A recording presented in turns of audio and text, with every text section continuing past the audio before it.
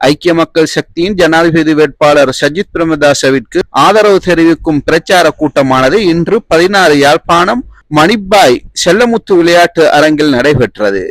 இந்த நிகழ்வின் கலந்து கொண்ட ரிஷாத் பத்யுதீன் உரையாற்றிக் கொண்டிருந்தார். இதன் போது ரிஷாத்திற்கான ஒதுக்கிய நேரம் நிறைவடைந்து விட்டதாக கடதாசியில் எழுதி அவருக்கு முன்னால் வைக்கப்பட்டது.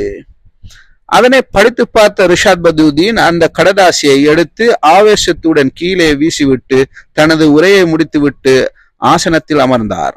அவரின் இந்த செயற்பாடானது சமூக வலைதளங்களில் வைரலாகி வருகிறது. மாற்றங்களுக்கு பயனடைய அதிகமாக ஷேர் செய்யுங்கள். எல்லா மதங்களையும் மதிக்கின்ற ஒரு தலைவராக